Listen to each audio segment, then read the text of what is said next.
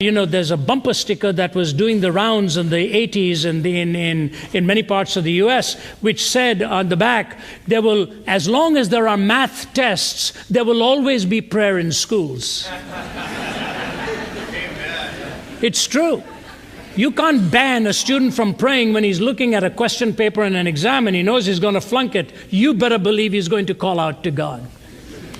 In fact, I don't know how many of you know the name of Richard Dawkins. Do you know the name of Richard Dawkins, that very noted atheist, belligerent atheist?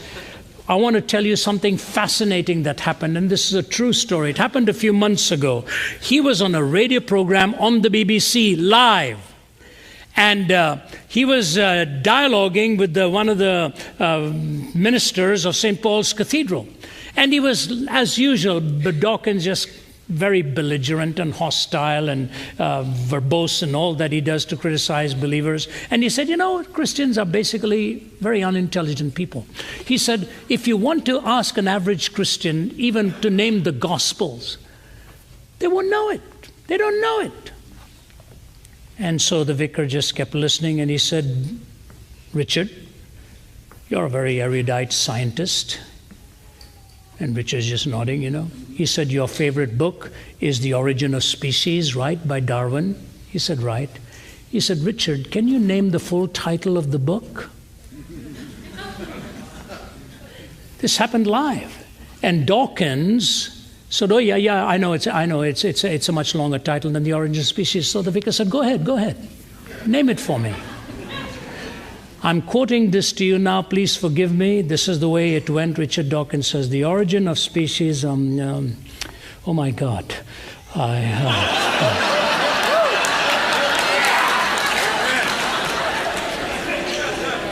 The ultimate proof of the sovereignty and omnipotence of God is that it even takes an atheist who doesn't believe in him to call upon him to remind him of the title of the book that helped him deny him.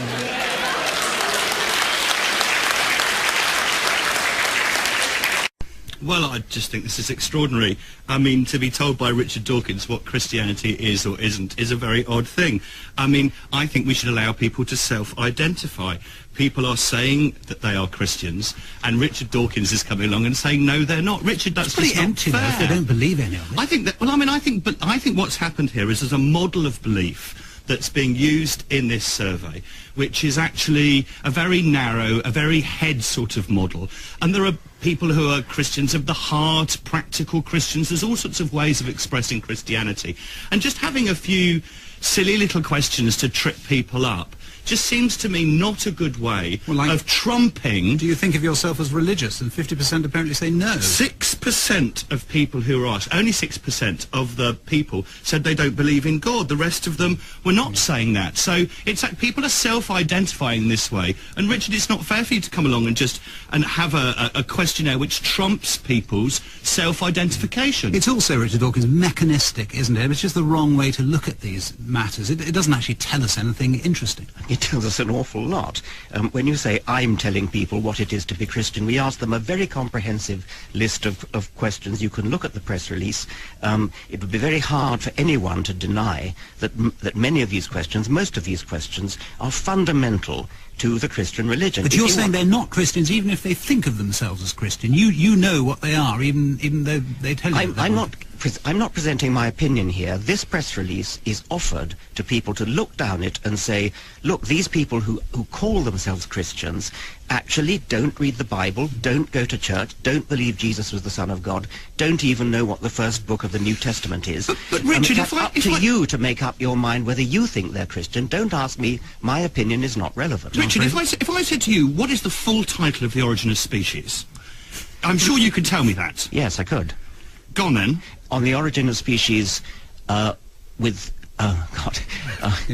origin of species, there is a subtitle with respect to the preservation of favoured races in the fight in the struggle for You're life. the high pope of Darwinism. Not bad. And I've given some justice. But if you asked people who believed in evolution, what that question, and then you came back and said 2% got it right, it would terribly easy for me to go, they don't really believe it after all. It's just not fair to ask people these questions. They self-identify as Christians, and I think you should respect that. And the next morning's newspaper said, and I quote, "It's been a bad week for atheists."